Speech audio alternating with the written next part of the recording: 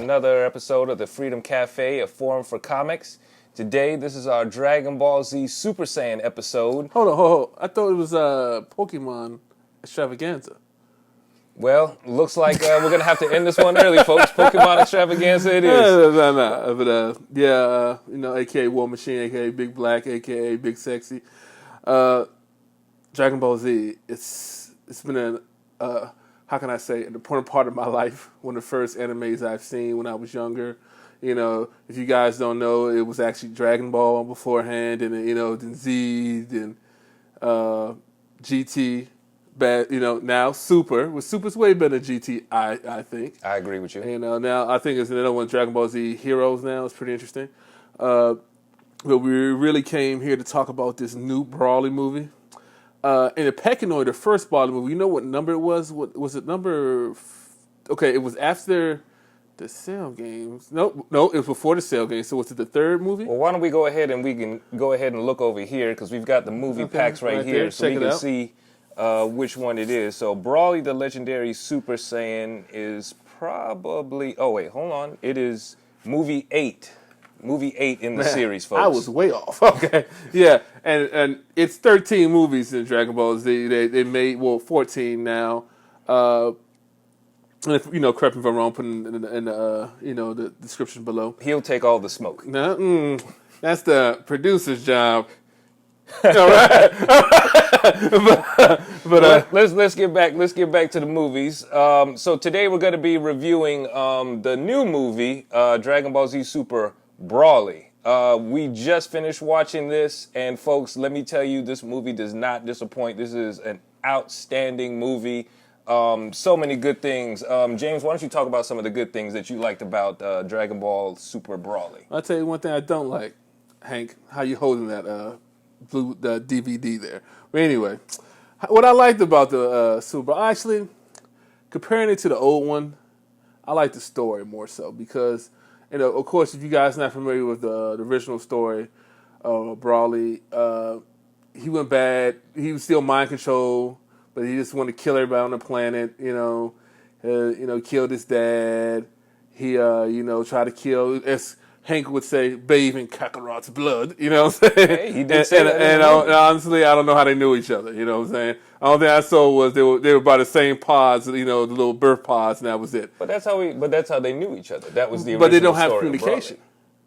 Did they hang out? Did they high five each other? Did they play in the ball? No, they're just in two tubes. No, but they're babies though. Okay, babies can talk now. Well, look. Remember. So do you remember the guy in the nursery with you who was outside when you were born? But remember. This is what I'm saying, the Saiyan culture. Okay, and that was the connection. Oh, really? So Vegeta knew every baby that was born with him. All right, why are you going to argue with me and the fans about the movie? Okay, all right. You're right. This is little point you put out there. But honestly, going back to what I was saying,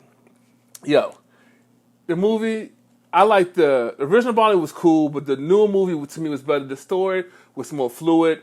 It actually portrayed Broly as more of a just misunderstood youth, who dad just basically abused him. Then when he finally got with some good people to actually show him that, it's not all about fighting, champ, but he was still getting used by his dad, as you didn't know. Like the comparisons to the first and the second movie, the things they had that were similar, they both, Broly had things that mind controlled him, so, and the first one he had like a whole little jewelry set and looked pretty interesting, but in the new movie he just has this solid silver ring around his neck, and those both used in mind control, basically torture him to follow his dad's will. And the movie, just like I said, the second one, spoiler alert, this new movie here, it's, to me, it just hit all the points, because again, with the first one, never spoiler alert, Frieza kills Broly in this movie to get him to go to Super Saiyan level. In this one, well, who does he kill? Oh, sorry, you're right. I made a mistake. I'll take the smoke on that one. Frieza kills Broly's father. In the original, Broly kills his own father. To me, that made more of an excitement for me. And then the cinematography, you can tell. When was this movie made, Hank? Let's go ahead and pull this out. While I go ahead and pull this out, I want to also talk about some of the other parallels between this movie and this movie. I liked what Akira's vision going back to the Saiyan beginnings. Definitely. When King Cold comes to Planet Vegeta to go talk to King Vegeta the first time around, and the introduction between... Was that in the first one? No, it was in the Dragon Ball Z Super movie. Okay. I like that they went back to go explore that. Definitely. And you saw how Frieza came, and you saw that he's told him he was colder than his father, and that the Scouters were actually listening to what the Saiyans were saying, so he knew everything was going on. Right. But I like the point when we were watching the movie that you talked about how Bardock's origin story was similar to what DC characters' origin story. Yeah, Superman. But another thing, what you just said, to piggyback what you said too, like in the first movie, they only had like a snippet of that. You just saw Broly's dad running, "Don't kill my son," and Vegeta's dad killed him. In this one, I like how they actually explored why and the reasons why that King Vegeta tried to kill Broly when he was a kid. And they explored that more so in the second movie, so which I liked, you know what I'm saying? Because, Vegeta was supposed to be legendary Super Saiyan. They had a whole scene where they're in the whole little birthing chamber and stuff, and they found out that when they finally got the Scouters from Frieza, that Vegeta's potential wasn't matching up to Broly's. So, of course, jealous dad, competitive dads, we all had one, I remember getting beat up for not going to football practice. Hank never played sports, so his dad was disappointed. Oh. So, we all have those moments, but honestly, that whole thing where I gotta make sure my son's the best. Let's eliminate the competition. It's cold-blooded, yes, and Frieza's and Broly's dad had ample reasons to want to kill, the King Vegeta and his son, so they got banished to a planet. Vegeta, as he said, Frieza blew up Vegeta, and they showed Bardock. Yeah, they showed Bardock's scene where he died, which I'm curious. I'm thinking that the next run of Dragon Ball Super or whatever they call it, I'm thinking that they're going to explore that more like how they did. Remember when they did the movie and they brought it into the series, the Golden Frieza movie, and there was extra scenes? I'm thinking that when they bring this to series, because they're making this canon, they're going to show more of that fight. Right. And guys, again, if you know the Superman origin story, you can be like, "What? This looks really familiar." And he is right. It is kind of familiar. I'm still kind of curious at how he was able to throw Kakarot off the planet and Frieza wasn't watching. But what do you always tell me? It's a movie. Yes, it's true. And, we'll just let it ride. I'm cool with their vision. No, he said because his power level wasn't high enough that he didn't see it on the Scouters. Right, he wouldn't see it on the Scouters. Yeah, and because his son was like considered a third-class warrior. Right, because I like when they showed baby Raditz and Vegeta together. And he was saying that my mom called me and said that Kakarot was thrown on a low-level planet. And that actually explains a lot, because if you've seen the Dragon Ball after the World Martial Arts Tournament, then it became Dragon Ball Z, and Raditz came. You're like, how the fuck Raditz know this motherfucker? You know what I'm saying? Yeah. This is true. I mean, even though Raditz say that you were sent here by Vegeta, but we're not gonna go in that King Vegeta to take over the planet. But that wasn't the thing. But anyway, it explains a lot, and like you said, I liked how they showed Baby Raditz and stuff like that. Yeah, I thought that was cool. That was dope, and they showed the Ginyu Force. That was dope. They did show the Ginyu Force. The Ginyu Force is still canon. Yeah, they showed Zarbon and Dodoria. Right. I didn't know that old lady. I didn't know her. Who? Blueberry? Yeah. I think so they're making like Frieza Force, I guess, new or whatever, or adding them to the canon. Because they did show, there's an Easter egg, ladies and gentlemen. They did show the guy that came back to fight Goku when they did that run of like Dragon Ball. I think it's called like Dragon Ball Z Forever, where it was they wanted to show what happened after the Buu saga to see if fans were still interested in Dragon Ball Z. Word. And that's when Vegeta met his brother, Tapion. Tapion, yeah. Yeah. Okay. Yeah, and like I said, man, honestly, dude, this movie blew my mind. I'll be real with you guys. The cinematography, that's a word that the director told me about. It's about pictures. That means nice pictures. So, they have really nice pictures. We like to break it down. Yes, it had really nice pictures. When I say this, I'm sorry to cut you off. No, go ahead. I told them the moment that changed my life, and it happened too in the first one, but it wasn't exciting. But this one, when Vegeta turned Super Saiyan, woo! like this. I saw it myself because I was so excited. I got aroused sexually. I got, I felt, when you guys get that emotion, you're in that good stroke, and you just That's how I felt when I saw Vegeta go Super Saiyan. I only felt like that 3 times in my life. When I fired a Mark 19 that blew up an APC. But that's the kind of feeling you get like when you shot your first automatic weapon, or you do something that's just so exciting, or that adrenaline rush you get, because that scene was just so amazing. It was just fucking beautiful. Then we're allowed to say one F-bomb on here. Okay, cool. Then, when Goku, comparison, then I liked it too, because another comparison, they have Vegeta acting like a little girl in the first one. He was like, oh, Broly's the legendary Super Saiyan. I can't fight him. No. This one, Vegeta was like, what? Yo, my dad made this, I don't know you. So then they started fighting, and that's how it's supposed to be in the first one, I believe. That's why I didn't like the first one, because they have Vegeta looking like a straight punk. Come on, man, we all know Vegeta. Vegeta's cold. That's right. Yeah. Please. I like the fact that, yes, Vegeta didn't lose his pride in this one. He stayed straight raw, you know what I'm saying? Because Vegeta, he's the Saiyan Prince. Yeah. All he has is his pride. Is, baby. That's all it is. I love the fact that, when Broly came to punch him first, how he just kind of smiled and was like, oh man, this is going to be a great fight. You know what I'm saying? Definitely. Because, let's be for real. Goku and Vegeta are battle junkies. You know what I mean? Yes. This takes place after actually the Universal Martial Arts Tournament, if you guys know about Super. Well, I think we need to go on now, because that's way big, and honestly, when how Frieza got brought back to life and everything, and my favorite song, John. If you know what John time is, I got that on iTunes. That song's the truth. We don't know what it says. We don't know what it says, but we know wrong. Vegeta and Goku.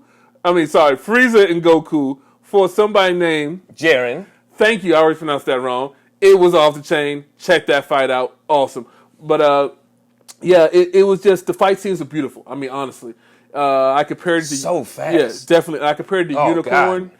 If you guys know about Gundam Unicorn, the cinematography there was they had a big budget for that, and it was beautiful too. The Gundam fight scenes. Yeah, the CG in it was amazing. Yeah. They definitely went CG. They didn't CG. Yo, they CG Super. Yeah. They CG. But like I said, it was just amazing. The fight scenes, dude, the explosions, oh my God. When Broly finally turned into Super Saiyan, oh my God. Oh, when Vegeta went God mode, oh my God. Everybody was clapping. Everybody was clapping. Just both of us, but Hank saw it in the movie theaters. That's right. Yeah, please tell me what happened in the movie theaters when you saw it. Quick shout out to my buddy, my brother, my nephew, Cody Bradshaw. We went to go see Dragon Ball Super Broly in the movies. Right. And when we saw this, oh my God, it was, it was fanboy heaven. Every single transformation in this movie, everybody got up and clapped. Right. From the first Vegeta transformation, when you saw it for the first time, I had that same reaction. Whoa. James was on the couch and he was just like, "Oh my God, this is amazing." You know what I'm saying? So I was actually shaking. He was shaking. He was shaking, folks. Very aroused. I'm not going to go into that. We're not going to go into that.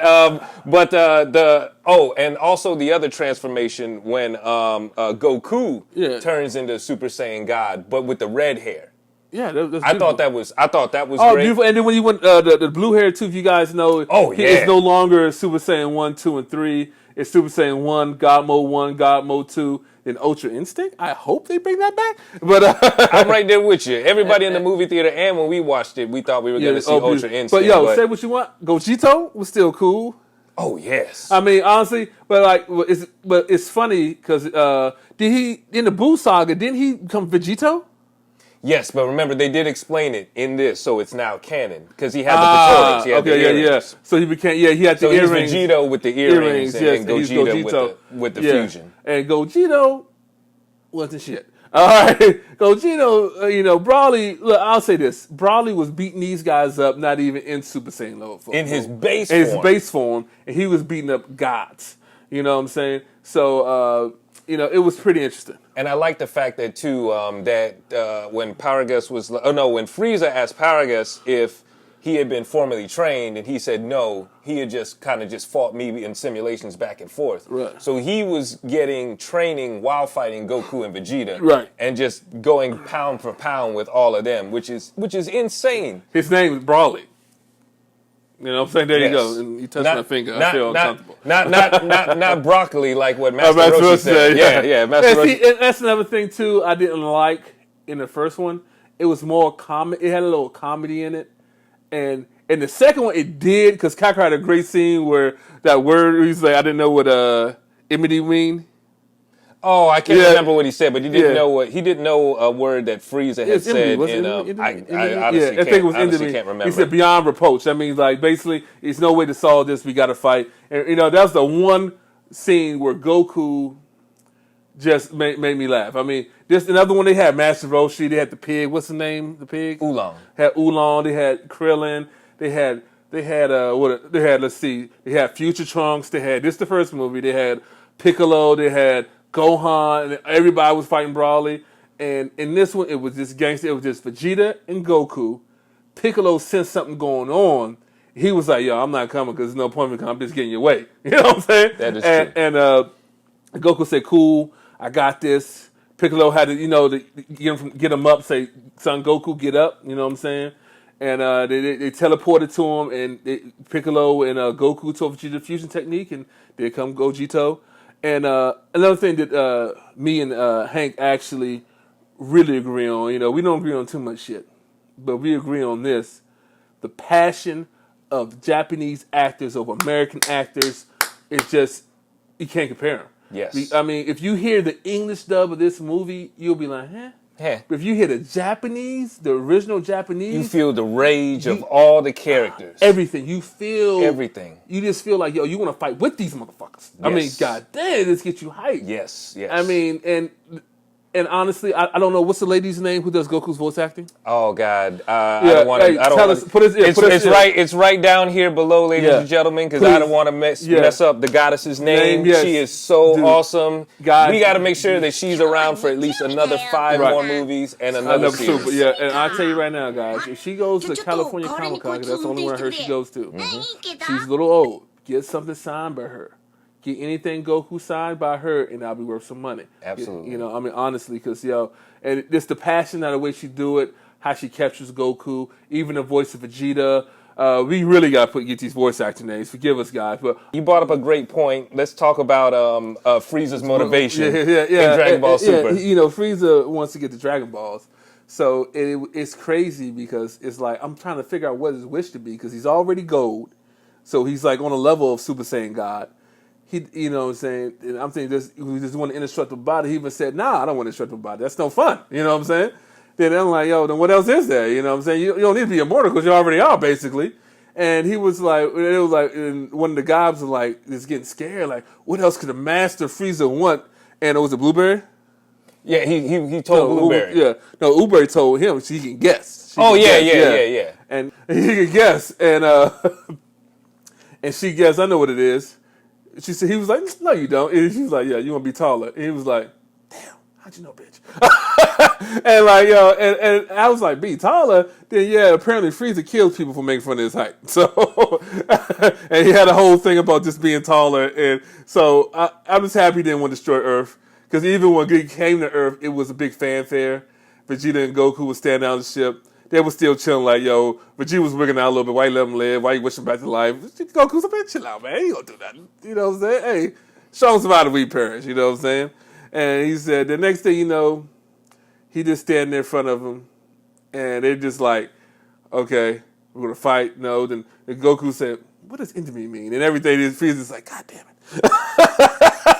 So definitely, man. It was anime trope stuff is there. So yeah, Frieza's motivation in this movie I thought was awesome. You know what I'm saying? Of course, going to get the Dragon Balls and wishing to be 5 centimeters taller. Yeah, because anything higher or taller than that would have been too much and stuff like that. He had logic behind it. He was just like, yo, he wanted to rant a good 15-minute rant on why he wants to be taller. Yes, and the movie was still good. Yes, the movie was still good. His motivation for that was good.